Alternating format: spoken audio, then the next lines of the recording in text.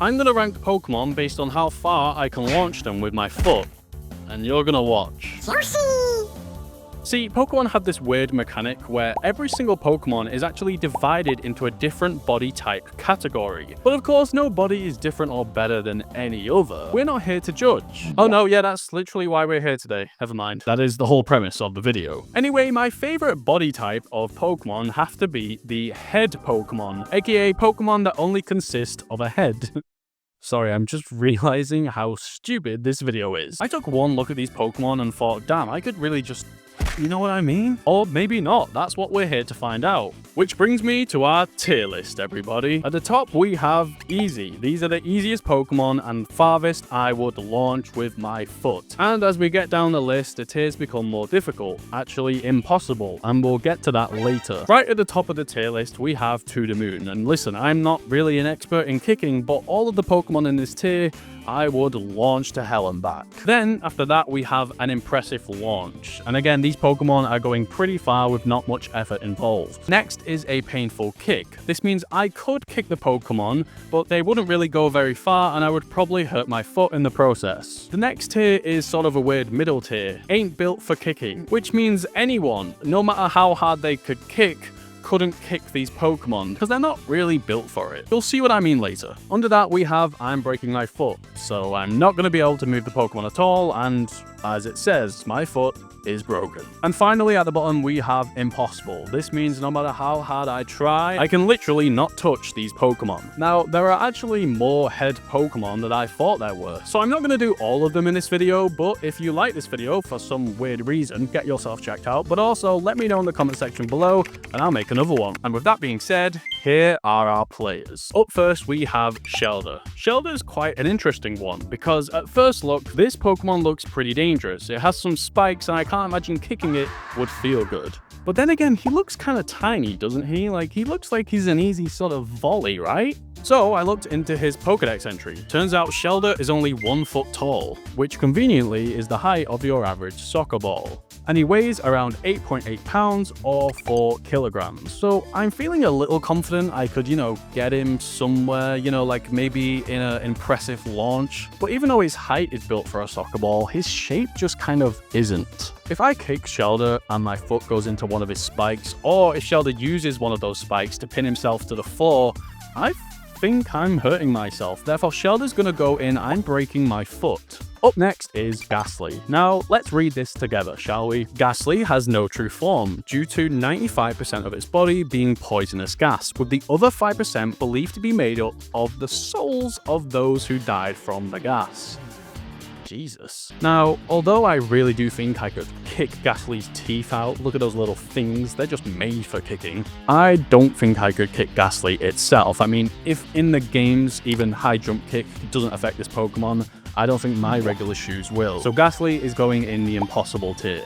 Up next, we have Voltorb, and this is where I learned something new. So Voltorb, as you can see, is the perfect sort of shape for kicking, but he's about 23 pounds or 10 kilograms. So I immediately thought, yeah, I'm breaking my foot. But then I looked into how heavy an object would have to be in a soccer-shaped ball in order for me to not be able to kick it. You see, I thought I was going to break my foot, but because Voltorb is so round, he really doesn't have a lot of friction, at least not on a concrete floor, which is of course where I do my kicking, of course. How would you not know that in this made-up scenario I'm questioning every minute of every day? Why did I script this? To put it into perspective, a bowling ball can weigh between 6 and 16 pounds. And in my head, for whatever reason, I thought, yeah, I can't kick a bowling ball. But because, again, of their shape, you would be surprised at how easy these things are to move with your foot. Their shape just simply makes it too easy. Now, I do realize this thing could blow up, but I'm going to assume it doesn't even know I'm coming, and therefore I'm going to put Voltorb in a painful kick. On to the next Pokemon, who's soon getting a new game all around it, Ditto. Now, what is Ditto aside from anything and everything? Well, fun fact, it actually weighs and is the same height as Shelder. And fun fact about Ditto, it turns itself into a rock when it sleeps to avoid, I guess getting kicked by me, so I have to make sure this thing is awake. The only intel I can get on what Ditto is actually made of is some sort of slimy blob, which I think we all assumed anyway. So despite his height, I just don't think I'm launching a Ditto very far. I imagine it's kind of just going to get stuck to my shoe like a piece of chewing gum. So I'm going to put Ditto Solgaleo ain't built for kicking. Foretress. Not only is Foretress known for being a tank in-game, he weighs 277 pounds or roughly 125 kilograms. But he's only 3'11". But again, this guy is kind of round. And like I say, you would be surprised at how heavy an object would have to be in a soccer ball shape for you to not be able to kick.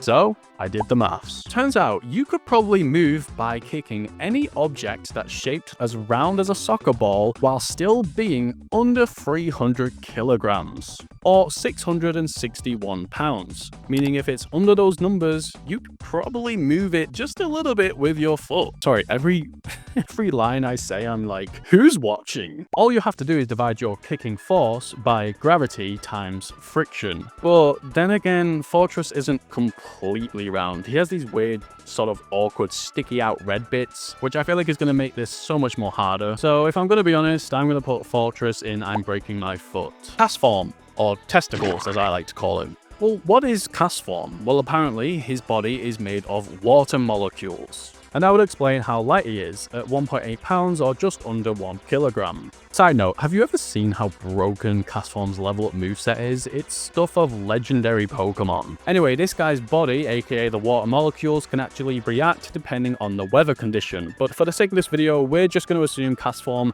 is in his default state. So the question quickly becomes, can you kick water? And of course you can. So I'm going to put Castform in an impressive launch, but I imagine his body is going to fall into pieces in every direction.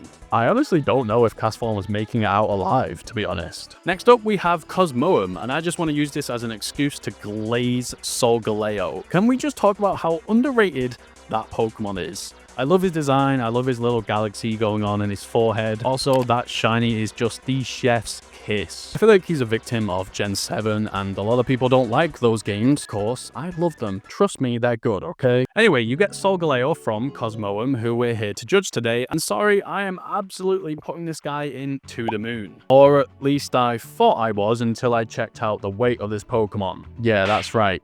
Over 2,000 pounds. Or just under a ton. Never mind, I'm breaking my foot. Up next, we have Tadbulb. Fun fact, Timepole is actually not a head-based Pokemon. It actually goes in the Pokemon with fins category, and I don't really see any, to be honest. Now, Tadbulb's a little bit of a weird one, because I do feel like if I kicked it, you know, my foot might get electrocuted. But reading its Pokedex entry, turns out this guy is kind of a coward.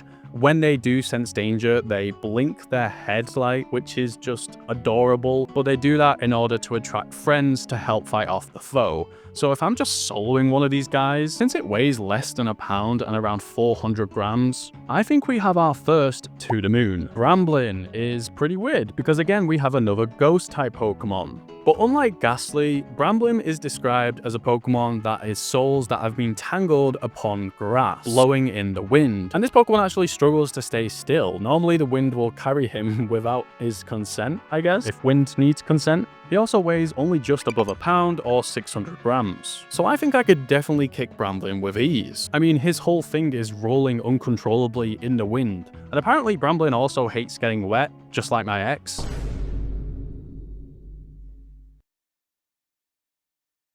No. But even if I make my shoe wet and go full pelt, I just think this guy is simply not made for kicking. You know, when you kick grass, it kind of just awkwardly gets stuck to your shoe. I think that's what's happening here. Ain't built for kicking. Solosis creeps me out to the moon and back. Although Renewiclus is one of my favorite Pokemon, at least in Gen 5. Anyway, this thing is apparently surrounded by quote-unquote special liquids that allow it to survive in any environment. Similar to lobsters in our world, they're basically peak evolution. But you know what they say, just because it can survive in extreme weather conditions doesn't mean it can't get kicked up the arse.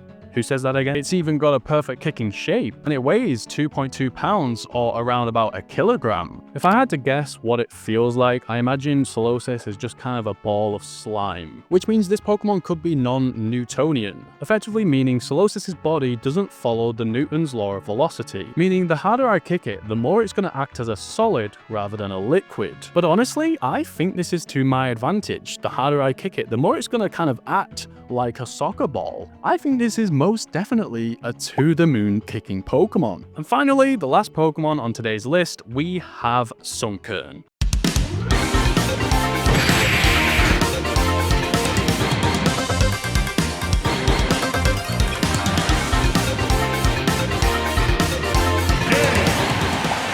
Well, here are the results. If you agree or disagree with any of these placements, let me know in the comment section below. And if you did like this video, who knows, maybe I'll make a sequel. And if you didn't, I genuinely do not blame you. But if you do want to find out more answers to questions nobody is asking, click here to find out who the richest NPC in Pokemon is. Thank you for watching. Goodbye.